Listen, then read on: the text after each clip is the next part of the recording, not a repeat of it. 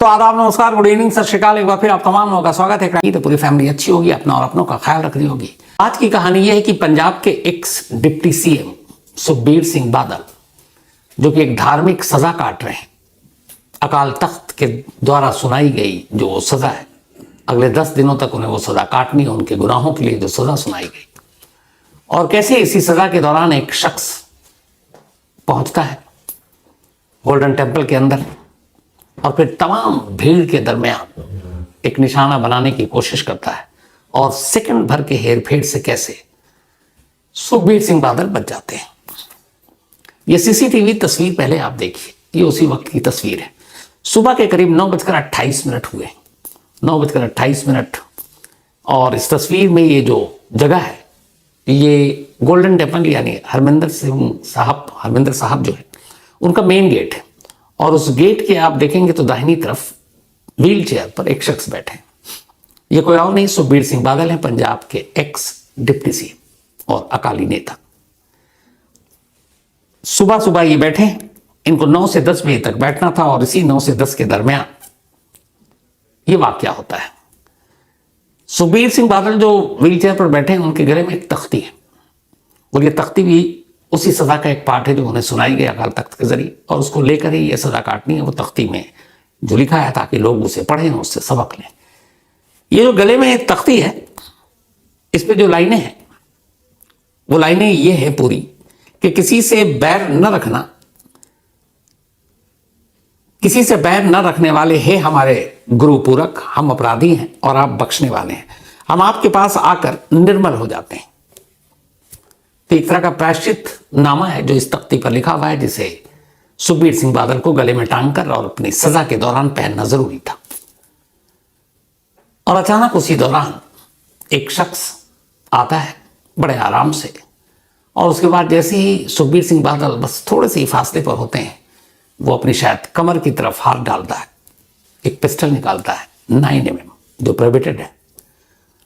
और इससे पहले कि वो निशाना बादल की तरफ लेता, अचानक सुखबीर सिंह बादल की दाहिनी तरफ खड़ा एक शख्स देख लेता है, और वो लपकता है, दौड़ता है, और अचानक उसका वो हाथ पकड़ लेता है जिस हाथ में वो पिस्टल है, और फिर उस पिस्टल का रुख अब आसमान की तरफ।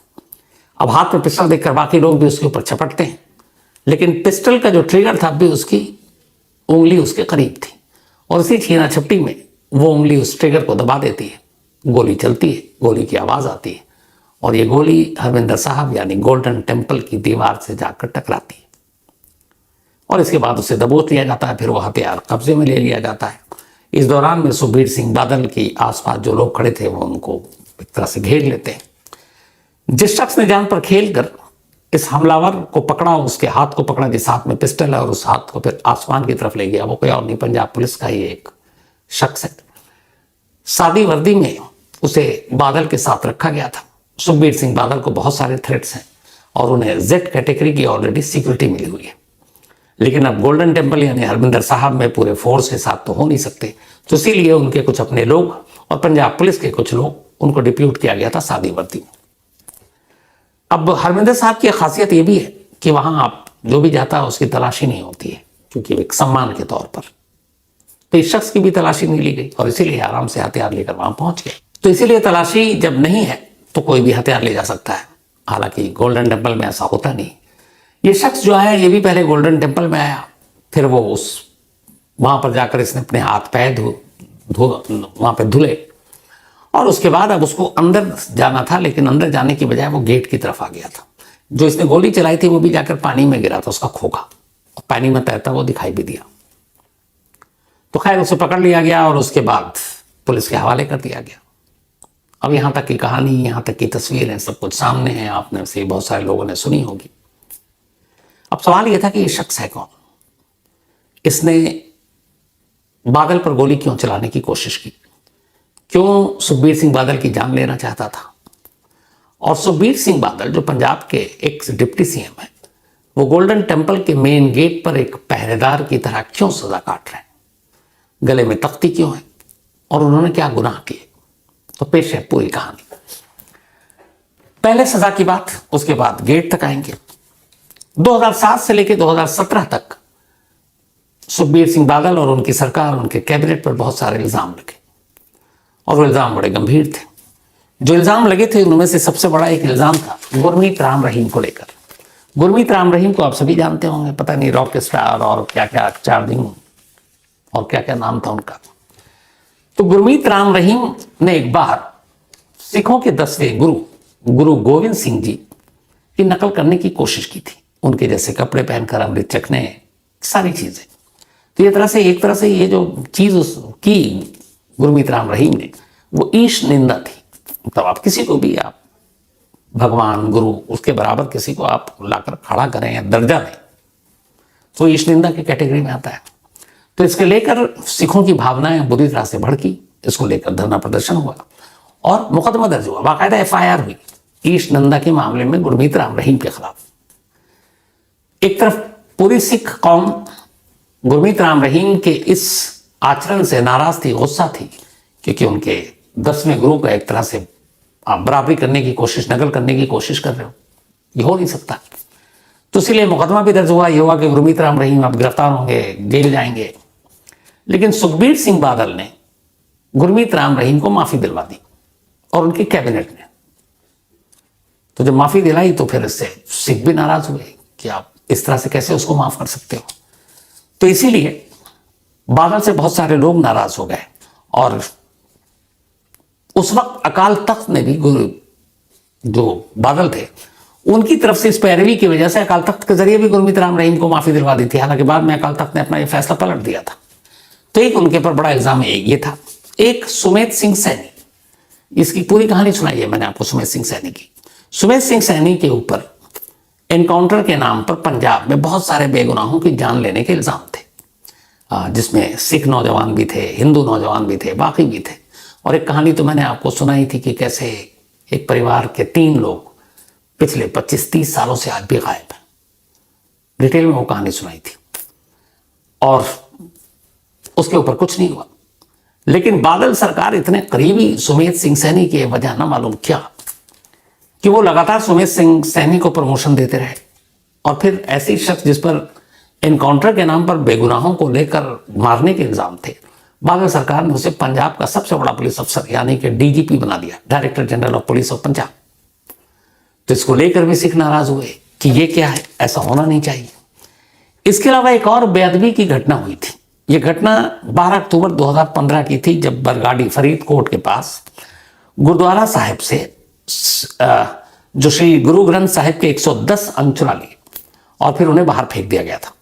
तब भी ये बादल सरकार थी और उस वक्त गृह मंत्री सुखबीर सिंह बादल थे, जो बाद में डिप्टी CM बने। तो इस मामले की उन्होंने वक्त रहते जांच ही नहीं की, इसको सीरियसली लिया नहीं और जो भी इस मामले के दोषी थे उनको सजा भी नहीं दिलवाई। तो एक ये भी घटना थी। इसके अलावा और भी कई ऐसी चीजें थी जिसको लेकर ये हुआ कि बादल सरकार जो सिखों और सिख हितों के खिलाफ काम कर रहा है, न उनके खिलाफ एक्शन ले रही है, न कुछ उनके खिलाफ कोई कार्रवाई कर रही है। तो इसी सब को लेकर ये मामला अकाल तख्त में पहुंचा। अकाल तख्त ने बाकायदा नोटिस दिया और पूरी सुखबीर सिंह बादल और उनके कैबिनेट के तमाम लोगों को कहा आपके ये इल्ज़ाम है और आप बताइए, आकर सफाई दीजिए। तो इन्होंने अपना लिफाफे के जरिए सफाई दी। उसके बाद सुनवाई हुई। 5 सबसे बड़े तख्त, उनके सर्वोच्च लोग बैठे और अभी मंडे को यानी 2 दिन पहले यानी कि 2 दिसंबर को अकाल तख्त ने अपना फैसला सुनाया और उस फैसले में सुखबीर सिंह बादल समेत करीब 18 लोगों को दोषी करार देते हुए उन्हें तनखैया करार दिया। तनखैया एक धार्मिक सजा के तौर पर उस शब्द का इस्तेमाल होता है और अब उन्हें यह थी कि चूंकि धार्मिक सजा होगी, इसमें कोई जेल और ये सब होता नहीं है, तो अब तनखैया करार देते हुए हर एक के हिस्से में सजा सुनाई जानी थी। तो हर एक के हिस्से में सजा हुई कि आप हरमिंदर साहब में आप रसोई साफ करेंगे, आप टॉयलेट साफ करेंगे, आप खाना वाला काम जो है वहाँ की सफाई करेंगे, खाना बनाएंगे। सबके हिस्से में सबको दे दी गई कि ये सजा देनी, मतलब पूरी करनी है और सबको 10-10 दिन तक ये करना है।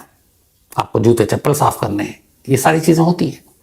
सुखबीर सिंह बादल की कुछ वक्त पहले चोट लग गई पैर में, बाएं पैर में, तो वो चल नहीं पाते, तो इसलिए वो व्हील चेयर का इस्तेमाल कर रहे थे। अब सजा हो गई और यह है कि मंडे को फैसला आया और उस फैसले के तहत ये कि अगले 10 दिन के अंदर आपको ये सजा पूरी करनी है। तो ट्यूसडे से ये सजा शुरू होनी थी, यानी कि 3 दिसंबर से। अब सजा तो सजा थी, पूरी करनी थी। तो फिर ये हुआ कि ये चल नहीं पा रहे, तो इनको क्या काम दिया जाए। तो ये तय हुआ कि गोल्डन टेम्पल के मेन गेट पर जो एक पहरेदारी होती है, एक पहरेदार जो बैठता है, वो भूमिका अगले 10 दिनों तक सुबह 9 से 10 बजे के दरमियान x deputy CM Sukhbir Singh Badal निभाएंगे। तो उन्हें वही पहरेदार की पोशाक पहनाई गई, वही नीले कपड़े, ड्रेस, और साथ में गले में वो तख्ती, एक तरह से माफीनामा वाला, और फिर वही व्हील चेयर पर वो गेट के पास बैठ गए। लेकिन सुखबीर सिंह बादल के दुश्मन, जैसे मैंने बताया, बहुत सारी धमकियां हैं, बहुत सारे लोग जो खालिस्तानी समर्थक हैं उनके भी निशाने पर हैं। तो पंजाब पुलिस को भी ये खबर थी, तो ये था कि उनकी सिक्योरिटी के लिए सादी वर्दी में पुलिस तैनात कर दी गई। तो पहला जो सजा का दिन था वो था ट्यूसडे, यानी कि कल। उस दिन यानी 3 दिसंबर को वक्त पर 9 से 10 वो आए और उसी गेट पर एक पहरेदार की तरह बैठ गए, और इस दौरान में उन्हें खामोश रहना था, और वो 1 घंटा पूरी तरह से बैठे रहते। उनकी नजरें भी सामने नहीं थी, उनका अगर आप पूरा बॉडी वो देखें तो नजरें ऐसी थी जैसे उसी तख्ती की तरफ है जो उनके गले में डाला गया है। अब सुखबीर सिंह बादल एक प्रोमिनेंट फिगर हैं, सभी जानते उन्हें, तो जो भी आते लोग देखते, जो सिख समुदाय से थे उन्हें पता था कि यहाँ क्यों बैठे हैं, ये सजा भुगत रहे हैं। बहुत सारे ऐसे लोग तो जो नहीं जानते थे, तो वो देखकर हैरान थे। पहला दिन 9 से 10 यानी कि ट्यूसडे को ठीक से गुजर गया। उन्होंने 1 घंटे की सजा काटी, और उसके बाद थोड़ी देर के बाद उन्होंने जाकर रसोई की सफाई की और फिर चले गए। बीच में यह भी था सजा का पाठ कि इन सब करने के दौरान में 1 घंटा उन्हें कीर्तन भी सुनना है, तो उन्होंने वो भी सुना। अब आया सजा का दूसरा दिन, अभी पूरे 10 दिन काटने थे। तो आज यानी कि वेडनेसडे को, यानी कि 4 दिसंबर को सुबह वक्त पर 9 बजे से पहले ही वो पहुंच गए गोल्डन टेम्पल, वहां के मेन गेट पर, वैसे ही जहां कल थी। अपनी ड्यूटी संभाली, व्हील चेयर पर बैठ गए और पहरेदारी शुरू कर दी जैसे पहरेदार करते हैं। अब जब वो 9 बजे के ठीक शार्प शुरू हुआ तो बहुत सारे लोग आने जाने लगे। एक महिला आई इसी दौरान। उस महिला ने देखा कि गेट पर एक बुजुर्ग शख्स बैठा है और गले में वो भी है। उसे धोखा हुआ, उसे लगा कि ये कोई मतलब एक तरह से हरमिंदर साहब के खास लोगों में से हैं। तो उसने बाकायदा उनके पैर छूकर आशीर्वाद लेने की कोशिश की। तभी बाकी जो आसपास खड़े थे उनको फिर बताया गया कि ये वो हैं और सजा काट रहे हैं। तो बेचारी वहां से हट गई। इसके बाद बहुत सारे लोग आते गए, गुजरते गए, देखते गए। अच्छा, अखबारों में भी खबर थी तो बहुत सारे लोग देखने के लिए भी आ रहे थे कि पहरेदारी की सजा एक पहरेदार के तौर पर एक राज्य का मतलब डिप्टी सीएम आज एक जगह पहरेदार की सजा काट रहा है। तो वो भी देख रहे थे, भीड़ भी थी, सुरक्षा गार्ड भी थे, पुलिस वाले भी थे, सब कुछ ठीक चल रहा था। तभी 9:28 पर एक शख्स पहुंचा और उसने पिस्टल निकाली और गोली चला दी। और उसके बाद जो हुआ मैंने आपको वो सारी चीजें तो बता दी। अब सवाल ये है कि ये शख्स कौन था जिसने गोली चलाई। इस शख्स का नाम है नारायण सिंह चौरा। नारायण सिंह चौरा वो शख्स है जो सुखबीर सिंह बादल और बादल परिवार को शुरू से सिख विरोधी मानता है और कहता है इस परिवार ने ऐसे बहुत सारे काम किए जो सिखों के हितों के खिलाफ है। और नारायण सिंह चौरा काफी वक्त तक जेल में रहा। इसके ऊपर इल्जाम है कि ये पाकिस्तान भी गया। खालिस्तान समर्थक एक गुट है जो थोड़ा सा अफेक्टिव उतना नहीं है, निष्क्रिय है, जो उसका सदस्य रहा। और बुड़ैल जेल जो ब्रेक हुआ था, बहुत चर्चित, जिसकी कहानी भी मैंने आपको सुना रखी, उसमें भी ये अक्यूज था। हथियार, टेररिज्म, इन सब मामलों में बीच बीच में ये गिरफ्तार हुआ। लास्ट टाइम 2022 में ये जेल से जमानत पर बाहर आया था, 2022 में, 2 साल हो गए, और तब से ये जमानती जिंदगी जी रहा था। नारायण सिंह चौरा को भी पता था कि अकाल तख्त ने यह सजा सुनाई है। जब ये मामला अकाल तख्त में जा रहा था, कई महीने हो गए, तब इसने जुलाई में एक पोस्ट भी किया था और उसने कहा कि ये सिर्फ अपना चेहरा छुपाने के लिए सब कर रहा है और ये माफी के काबिल नहीं है। तो इसकी दुश्मनी थी और ऐसे ही कई और लोग थे, इसीलिए पंजाब पुलिस ने सिक्योरिटी भी रखी थी। लेकिन कमाल ये है कि नारायण सिंह चौरा जैसा शख्स हाथ में हथियार लेकर एक पंजाब के एक्स डिप्टी सीएम को मारने के लिए आ रहा है। ये वो नारायण सिंह चौरा जो एक बेहद पढ़ा लिखा शख्स, मतलब जिसने बुक्स लिखे। गुरदासपुर डिस्ट्रिक्ट के एक गांव है, वहां पर चौरा गांव, वहीं का रहने वाला है नारायण सिंह चौरा। और इसने अपनी मतलब आप इसकी पढ़ाई लिखाई देखिए और फिर देखिए ब्रेन वॉश कैसे होता है। गवर्नमेंट हायर सेकेंडरी स्कूल से इसने अच्छे खासे स्कूल से मतलब वहां पे पढ़ाई की और फिर शहीद सिख मिशनरी कॉलेज अमृतसर से इसने ग्रेजुएशन किया। इसके बाद फिर इसने सिख प्रीचर यानी सिख गुरु बनने की भी एक तरह से पढ़ाई की। फिर इसने ज्ञानी की डिग्री ली, ये भी एक धार्मिक डिग्री है पंजाब यूनिवर्सिटी से। और उसके बाद पॉलिटिकल साइंस में मास्टर किया इसने। फिर इसने बहुत सारे बुक्स लिखे, आर्टिकल लिखे, पोएम लिखे, नॉवेल लिखे, और बाद में एसजीपीसी का ये प्रीचर भी बना। अब यहां तक सब कुछ ठीक था, लेकिन फिर बाद में धीरे धीरे इसके रास्ते खालिस्तान समर्थकों के तरफ मुड़ते गए, और उसके बाद ये अलग अलग कई ऐसे समर्थकों और संगठनों के साथ जुड़ता गया। फिर इसने पाकिस्तान जाकर ट्रेनिंग ली, पाकिस्तान से वापस आया, और पंजाब विरोधी और खालिस्तान समर्थक बहुत सारे ऐसे मूवमेंट में ये शामिल रहा। बीच बीच में पकड़ा गया, जेल गया, फिर बाहर आया, और 2 साल से बाहर था। बट इस पूरे मामले में सबसे हैरानी की बात यह थी कि जो पिस्टल इसके पास था, जिससे इसने सुखबीर सिंह बादल पर गोली चलाई, वो 9mm की पिस्टल थी। 9mm की पिस्टल हमारे यहाँ प्रोहिबिटेड है, या तो फोर्सेस, आर्म्स फोर्सेस या पुलिस सिर्फ 9mm पिस्टल का यही इस्तेमाल करते हैं। आम लोगों को 9mm का पिस्टल रखने की इजाजत ही नहीं है अपने देश में। अब नारायण सिंह चौरा के पास 9mm का पिस्टल होना अपने आप में बेहद चौंकाने वाला है। कहते हैं कि जो पंजाब है पाकिस्तान से बॉर्डर लगता है, तो पाकिस्तान से स्मगल होकर ये सारे हथियार पहुंचते हैं, जैसे ड्रग्स पहुंचते हैं। लेकिन 9mm का पिस्टल नारायण सिंह चौरा लेकर गोल्डन टेम्पल में घुसता है, तो ये सिर्फ इसके अकेले की बस की बात होगी, इसको लेकर पुलिस को डाउट है। इसका मतलब है कि पीछे साजिश लंबी है। अब चौरा के पीछे कौन है? अब नारायण सिंह चौरा से जब बातचीत होगी, पूछताछ होगी, तो शायद उसका खुलासा हो। लेकिन पंजाब पुलिस को लगता है कि गहरी साजिश है। हालांकि सबसे अच्छी चीज ये हुई कि इसी पंजाब पुलिस की सादी वर्दी में तैनात सुखबीर सिंह बादल के इर्द गिर्द, और वो एक शख्स जो अकेला जिसने झपट्टा मारा सबसे पहले, अगर वो सेकंड भर भी थोड़ा सा रिएक्शन टाइम उसका स्लो होता, कुछ भी हो सकता था आज। और उस वीडियो में आप देखेंगे कि जब वो गोली चलती है, तो सुखबीर सिंह बादल के करीब राइट हैंड पे एकदम गेट के पास एक और शख्स खड़ा है, और वो गोली जो है दीवार पे लगी ठीक उसके सर के ऊपर से जाकर। मतलब वो भी अगर जरा सा हाथ नीचे की तरफ होता, तो बराबर में खड़े हुए शख्स को भी गोली लग सकती थी।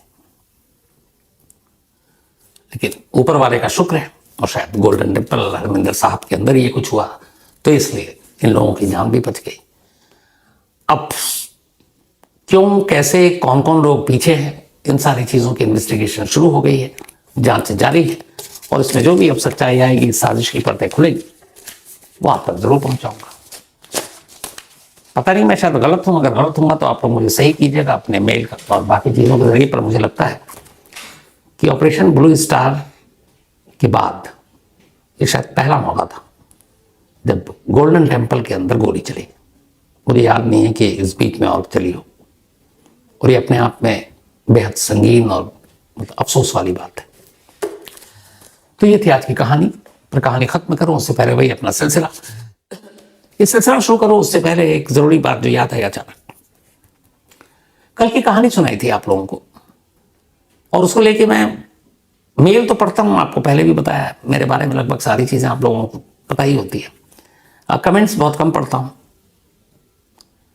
तो जब मैंने कल कमेंट्स पढ़े तो बड़ी अजीब चीज देखी मैंने। मेजोरिटी जो क्राइम तक फैमिली मेंबर हैं, उनके कमेंट्स पढ़ने के बाद मुझे एहसास हुआ, उन सभी ने, ज्यादातर लोगों ने, मतलब जितने मैंने कमेंट्स पढ़े, मैं कहूँ अगर उसमें से 90% लोगों ने ये कहा कि सर ऐसी कहानी मत सुना कीजिए। और उनमें से बहुत सारे लोगों ने कहा कि हमारे भी छोटे बच्चे, और कई ज्यादातर लोगों का ये था कि ये कहानी 2 मिनट से ज्यादा हम नहीं सुन पाए और हमने बंद कर दिया। जिन लोगों ने भी ये लिखा है, मैं एकदम उनके सपोर्ट में हूं, और ये सच है कि शायद ये सुनी जा ही नहीं सकती। अब अंदाजा लगाइए कि जो शुरू में कल मैंने कहा था, वो लाइनें भी मुझे याद है कि मैं किस तरीके से वो कहानी सुना रहा था। लेकिन ये कहानी सुनाने का मेरा मकसद सिर्फ ये था, और वो ये कि ये नॉर्थ ईस्ट के जो भी इलाके हैं, 7 सिस्टर्स, उनकी स्टोरी जो मेन नेशनल मीडिया है उसमें बहुत कम देखने को मिलती है। और मेरी जो क्राइम तक फैमिली मेंबर है, उसमें से एक बहुत बड़ी तादाद नॉर्थ ईस्ट से भी है, और उनके बहुत सारे मेल आए, तो मैं इग्नोर नहीं कर सकता था। उसमें से ज़्यादातर मेल ये था कि ये इस स्टोरी को आपने दिखाना चाहिए, बताना चाहिए। खुद मेरे एक ऑफिस में इसी मणिपुर से हैं, उन्होंने मुझसे स्पेशली कहा था लास्ट फ्राइडे को कि आप पोस्ट एक बार, उन्होंने ये नहीं कहा कि आप इसको सुना, उन्होंने कहा कि आप एक बार पोस्टमार्टम रिपोर्ट सिर्फ पढ़ लीजिए, बाकी आप फैसला। और यकीन मानिए जब मैंने पढ़ा तो फिर मैं रोक नहीं पाया। हालांकि मुझे लगता है कि ऐसी कहानियों से बहुत डिस्टर्बेंस होती है, इंसान डिस्टर्ब होता है, फैमिली वाले जिनके बच्चे हैं, लेकिन क्या कीजिएगा, हमारे आसपास अगर ऐसी चीज़ें होती हैं तो हम उससे आंखें भी नहीं मूंद सकते, और ऐसी चीज़ें ना हो सिर्फ यही दुआ कर सकते हैं। तो मुझे ये पता चला कि हमारी पूरी क्राइम तक फैमिली मेम्बर ठीक मेरे ही जैसी बहुत इमोशनल है, और इसीलिए उन तमाम लोगों ने ये चीज़ें लिखी थी। बीच में कहीं कुछ कन्फ्यूज़न भी हो गया था, कई जगह मैं जो कुकी या फिर नगा या फिर मैतई में थोड़ा सा कंफ्यूज हो गया था इन नाम की वजह से।